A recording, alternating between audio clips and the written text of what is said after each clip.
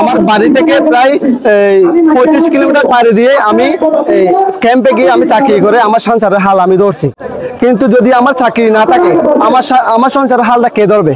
কে? আমার বাবা মা, ভাই বোন, আমার ছোট ভাই বোন আছে, আমার বাচ্চা আছে, এগুলা কে দেখবে?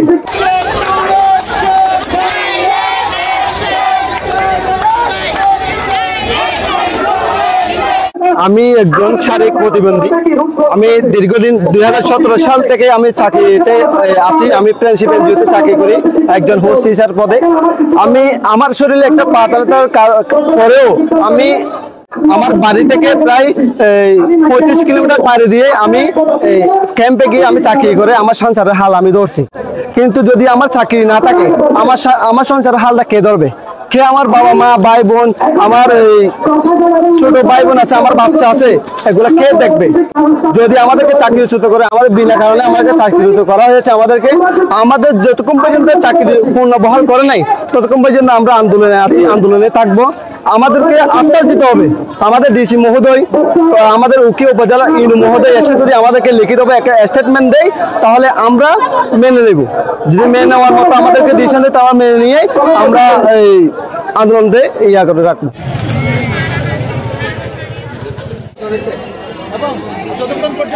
আমাদের উপদেষ্টা মহোদয়কেও অবগত করব যাতে আমাদের নতুন বাংলাদেশে নতুন প্রজন্মকেই প্রাধান্য দেওয়া হোক। এটা যদি পাউন্ড 2টা হয়, আমি পরেও বলছি, যদি পাউন্ড 2টা হয়, হোস্টেলের জন্য আলাদা পাউন্ড এবং রোহিঙ্গাদের জন্য আলাদা পাউন্ড, কেন? এরকম তো নাই।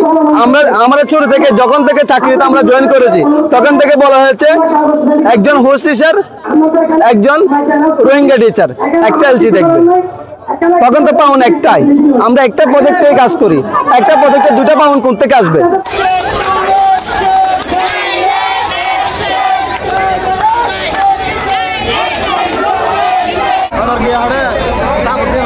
আমাদেরকে পুরাটাই বৈষম্য করা হচ্ছে। কারণ 2017 সালে যখন রোহিঙ্গারা বাংলাদেশে প্রবেশ করছে, ওকিয়া টেঙ্গনাফ সীমান্ত দিয়ে যখন রোহিঙ্গারা প্রবেশ করছে তখন আমরাই তো প্রথমত মানবতা দেখিয়েছি, আমরা তাদেরকে সাহায্য সহযোগিতা করেছি।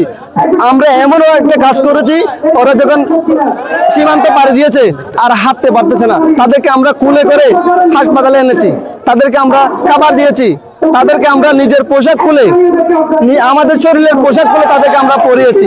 কেন আজকে কেন এসে 8-9 বছর পরে এসে কেন আমরা বৈষম্যের শিকার হব?